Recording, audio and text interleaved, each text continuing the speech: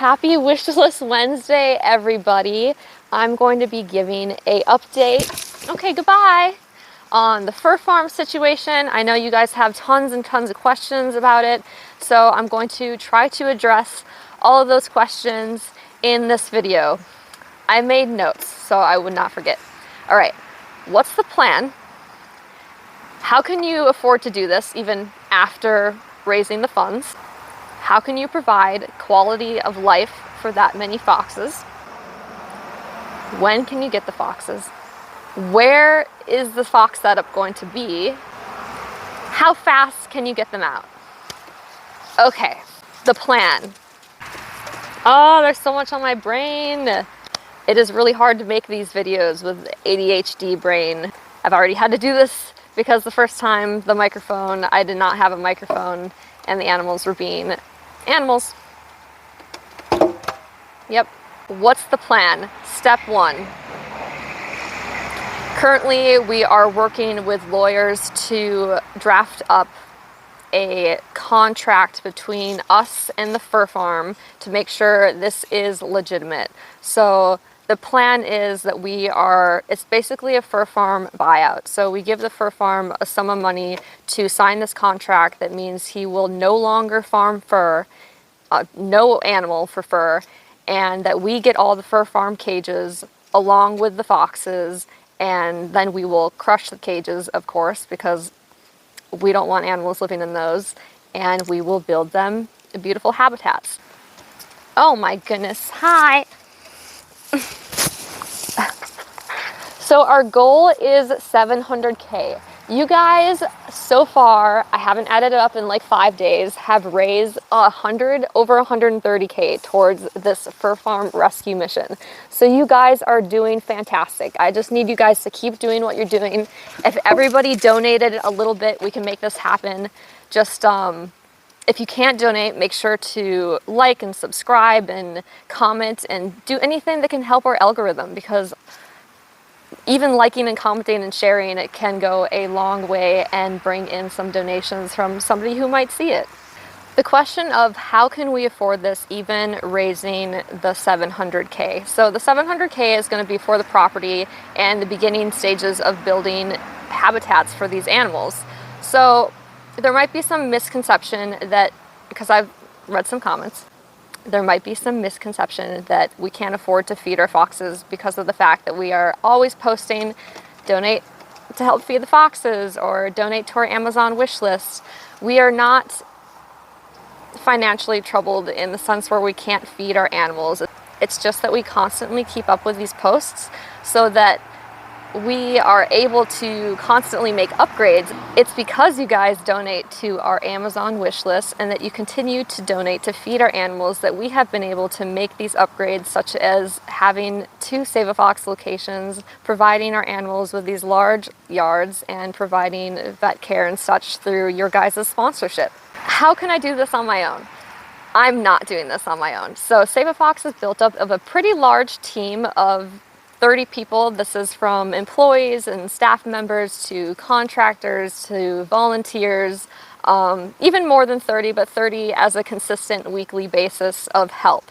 So we are a nonprofit 501c3. We are built up of a board of directors. On our board, we have financial advisors, we have lawyers, we have people who are very intelligent in areas that I am not intelligent in. So we are very strategic on what we can take on and what we can afford to take on.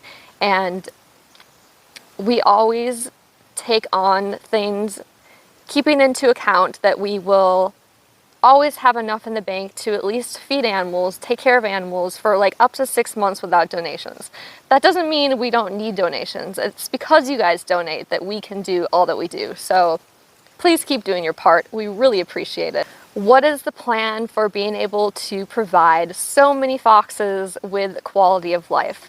Of course, quality of life is of big importance here at Save a Fox. As you see, our foxes have trampolines and they have agility courses, and enrichment is just a very important thing and very important aspect of rescue, personally for me.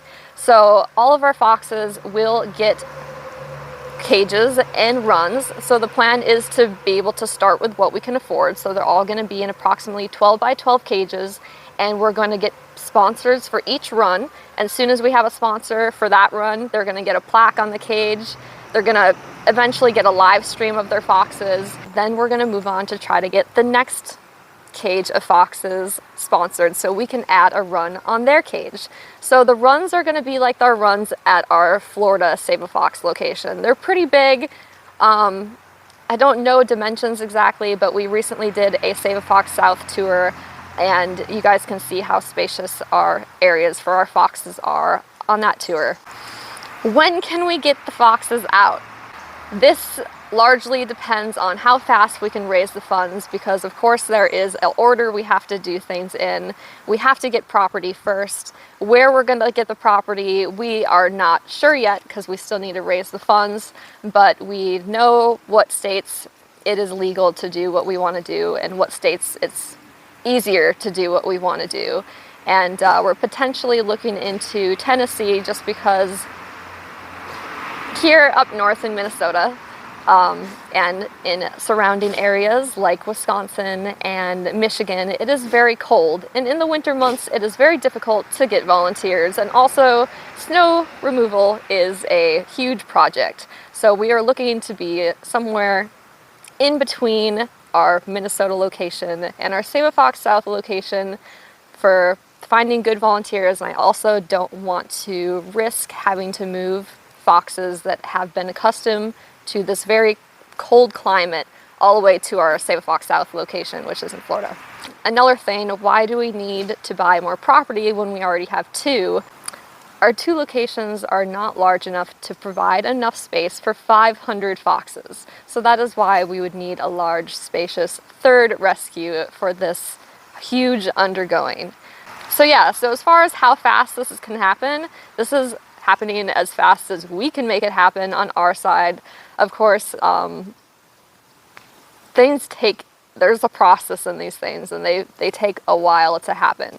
But soon as we can get this contract signed with the fur farm and the foxes are officially ours, it is go time. We need to do this as fast as possible, because we will be having to pay for the foxes being cared for at the fur farm until we can get them out, until we have property and enclosures to put them in. So thank you all so much for donating. Keep doing what you're doing. We love you, the foxes love you. It's because of you guys that you are giving these animals a chance to live. So let's just see how many we can get out, and hopefully it is all of them. And it will be, as long as you guys can keep donating and sharing and we can reach our goal. Thank you.